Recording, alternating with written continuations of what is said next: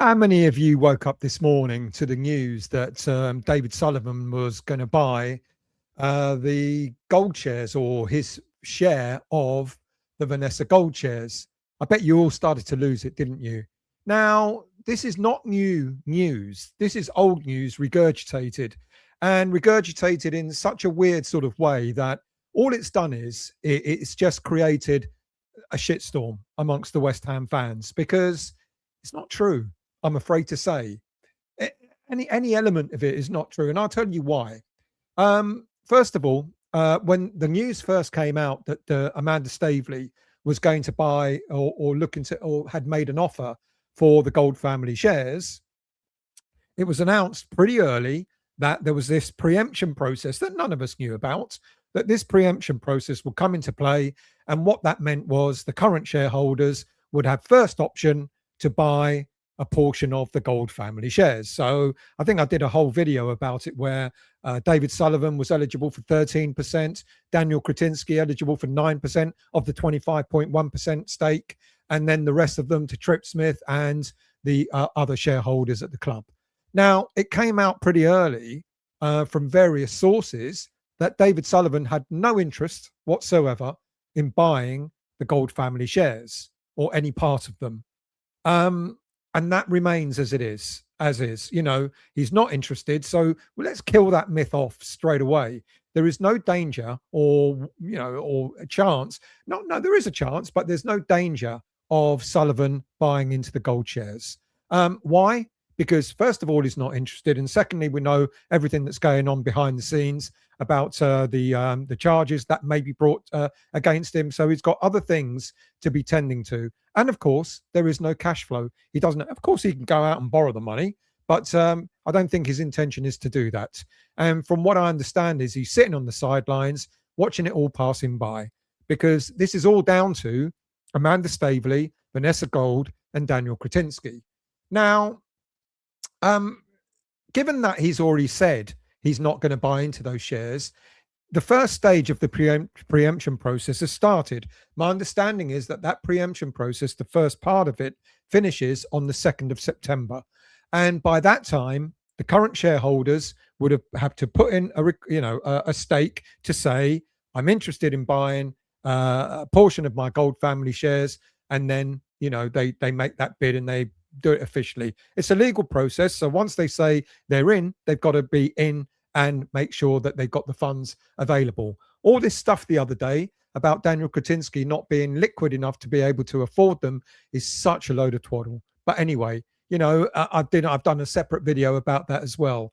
He can afford it, and I think he will go ahead and buy his stake. So the first stage of the process means that with David Sullivan saying he's not interested, and Daniel Kretinsky pointing out that he'll look at all the processes involved in the preemption process, he's interested. So we're expecting a conclusion within the next couple of days, or by the end of August, beginning of September.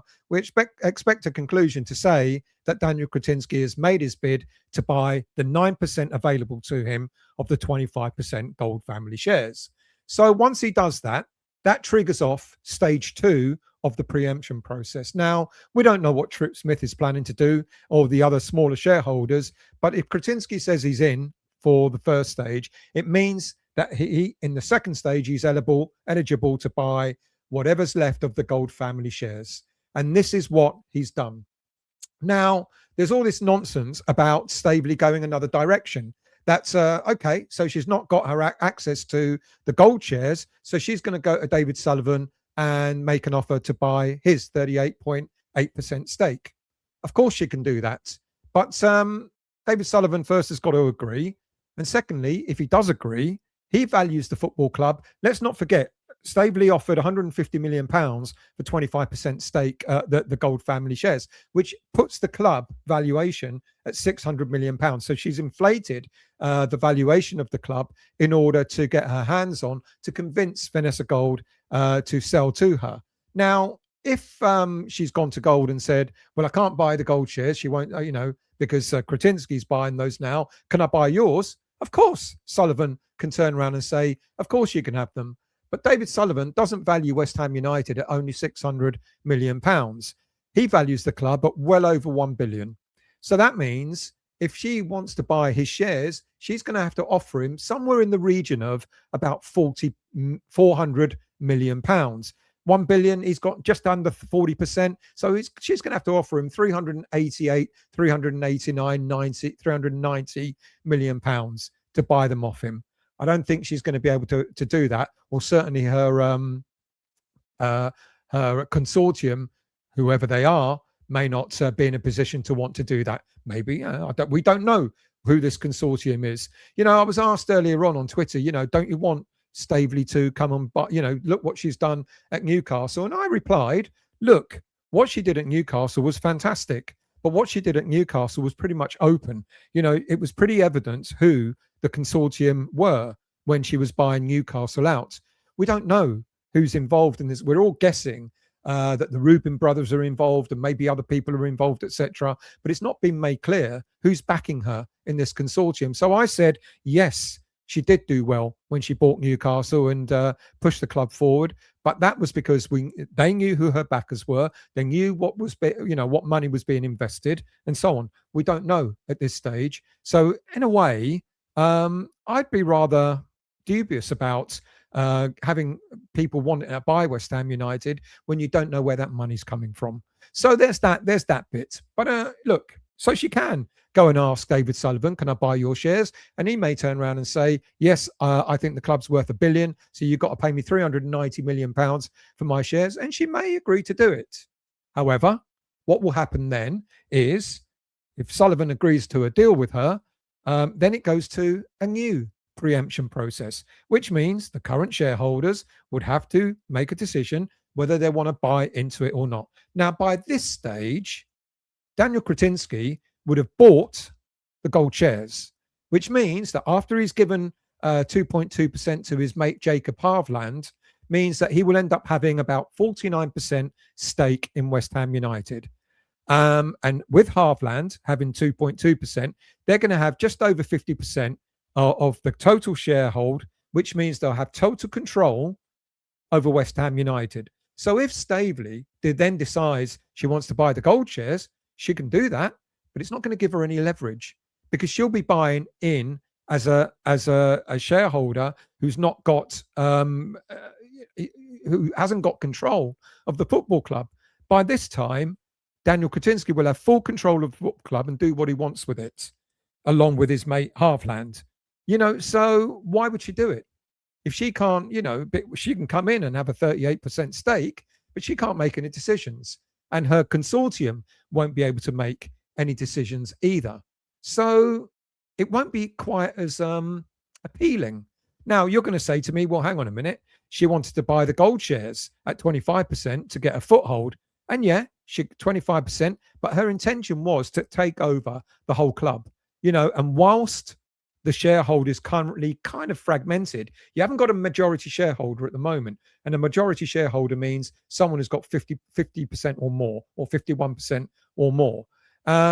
So that's where she was banking on, trying to do a hostile takeover to push all the others out. But you take over, you come in at 38%, and Kretinsky, along with Harvland, between them, control 51%. What's she going to do? I can't see how she's then going to manage to try and push the majority shareholder out of the club. So now the other thing we hear is, of course, if none of this goes through that benefits Staveley, there'll be a legal action. But again, I'm asking myself, what legal action can she take? If the current process is done legally, which it is, the gold shares have gone through a preemption process and Kretinsky's gone through the process, etc., and then purchased the shares. I'm not sure what legal action she can take there. The 2.2% that Kretinsky is selling to Harvland, my understanding is a preemption process will happen for that as well. And if that goes through, then what legal process has she got? I don't know. But look, I think you can rest assured that this isn't going to go away, by the way. The 2-month preemption process will finish. So the first stage will finish at the beginning of September. Second stage will finish at the beginning of October, and then see what happens there on in. But I don't think we've heard the last of it, to be quite honest with you. But the immediate thing is this. David Sullivan is not buying any of the Gold family shares. He's sitting on the sidelines. He's not interested. He hasn't got an interest in buying them. There is, of course, the other issue of, the IFR now, the independent footballing regulator.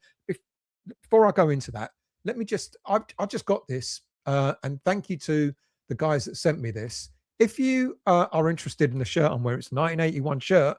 If you're interested, message E13 Memorabilia Limited on 07958 472 847 and order your shirt. And John Hallett from Trinidad, I've been given details. Yes, you can order, and yes, they can deliver, and it's 25 quid for delivery overseas. So the price of the shirt, this shirt costs 35 quid. The away shirt I wore the other day is 40 quid.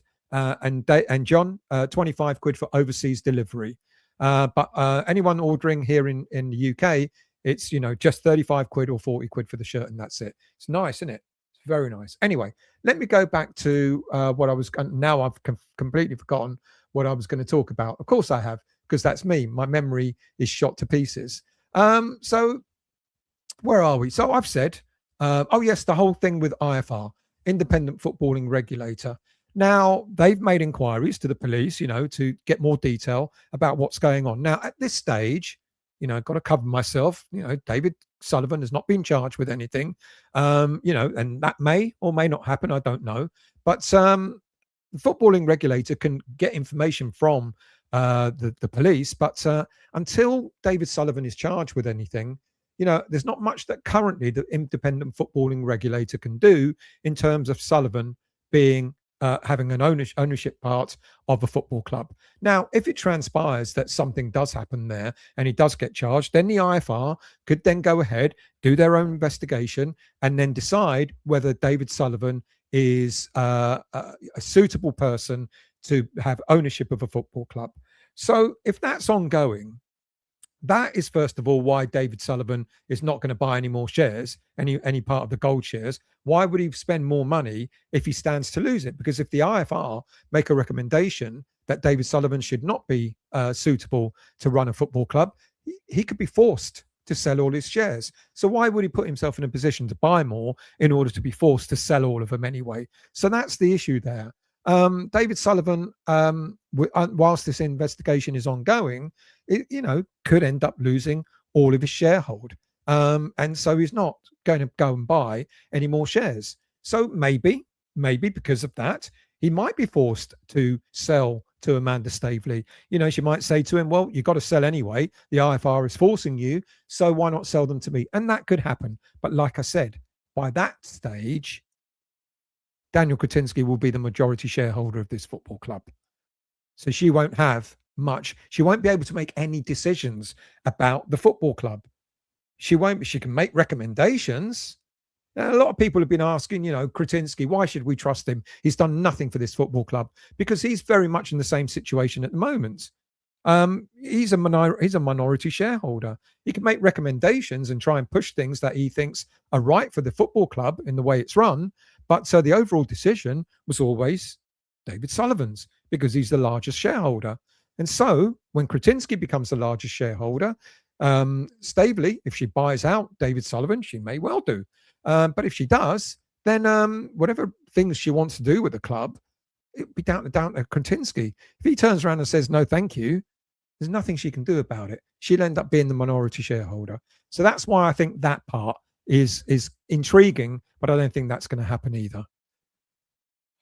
We should be talking about football, because tomorrow we've got a game against Charlton, our first home game in the league. We've got some more players in, thank goodness. We've got Pirro in, we've got Divine Makassa in, so that means Nuno has got more options from the bench, more attacking options.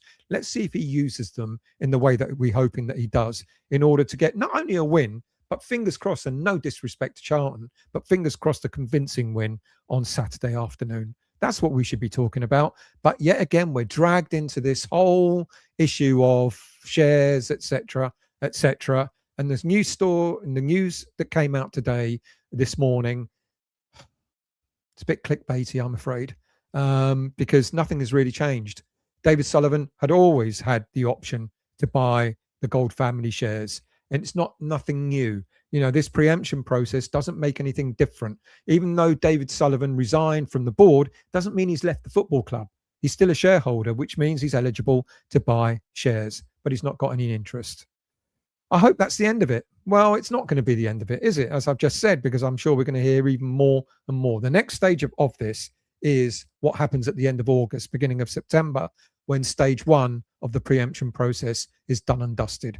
Then we see where we're at then. Thank you for watching. Thank you for listening. Do go to E13 Memorabilia. As I've said, I'll put it back up again. If you like this shirt, oops, that one. E13 Memorabilia, let's get rid of that. E13 Memorabilia Limited, 07958 472 847. If you want to order one of these shirts, 35 quid for the home shirt, 40 quid for the away shirt, and John Hallett or anybody that lives abroad, 25 quid for overseas delivery. Thank you for watching. Thank you for listening. I'll see you all again soon.